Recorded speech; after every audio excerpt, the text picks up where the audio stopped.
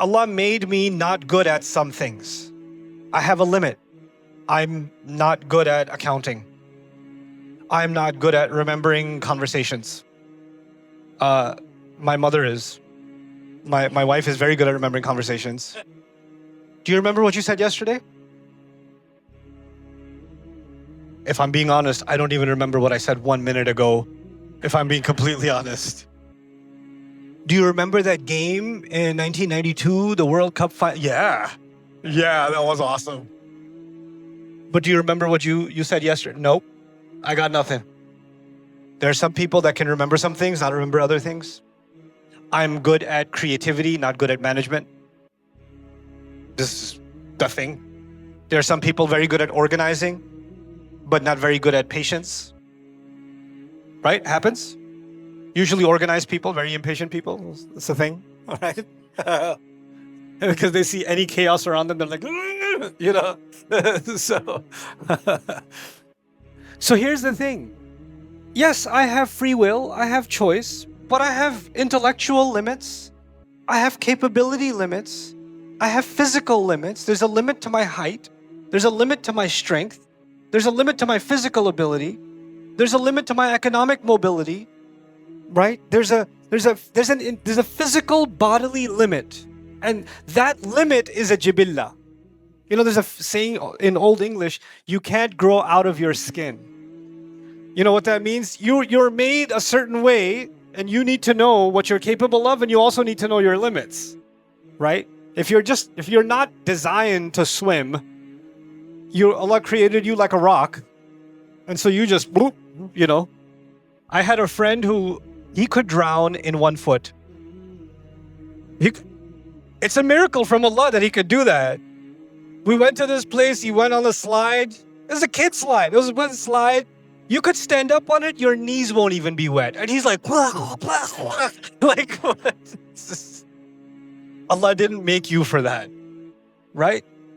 So there's the limit placed within our genetic makeup.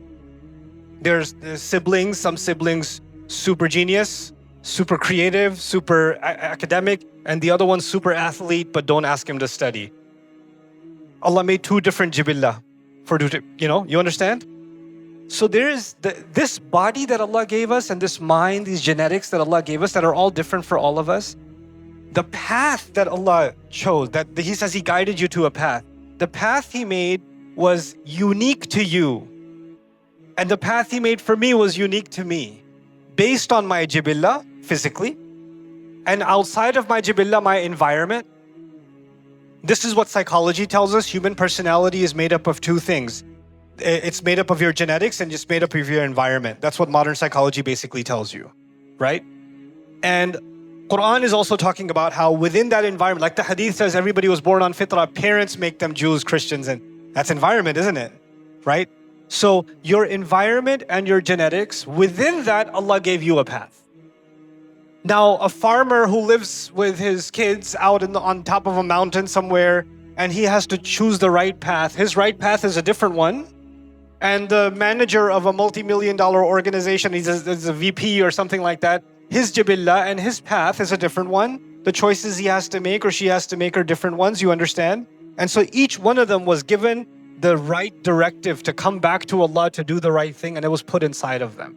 This is the jibillah from the body point of view. But then there's the grueling test and the ruh. The ruh itself, meaning there's my physical limits, but then there's my spiritual core inside. That spiritual core also exists inside me. It also has a voice. It also has a say. And it cannot be found in the study of psychology. It cannot be found in philosophy. You can't find it in those studies. But I know it exists because you just know it does. That's the sound. That's the thing inside you that feels something when you pray. That's the thing inside someone. Incidentally, I met a woman yesterday. Before coming here, I had a craving for a donut. Don't ask me. So I went to this mall, and I'm getting in line because it's a popular donut place. I won't tell you which one. And so I'm standing in line, And this lady behind me was with her 2 kids, and she said, "Are you?" And I was like, "Yeah." And she started crying her face off. I don't know the face because she was wearing a mask, but what I could see, crying. And she had these 2 little kids, and she goes, "I'm actually Buddhist, and I've been looking for Allah, and I've been praying to Allah, and I just found your videos, and it's helped me go through so many difficult times, and every time I pray to Allah, I just know something in my heart is taking me back to it." And I'm listening to her like, "Inna hadaynahu sabil." Allah put something inside you, this ruh inside you, it knows where it came from. And it knows it was guided, it was put with a guidance to go back. So it's always finding a way back. Inna hadaynahu sabil. So this is actually the test of the ruh.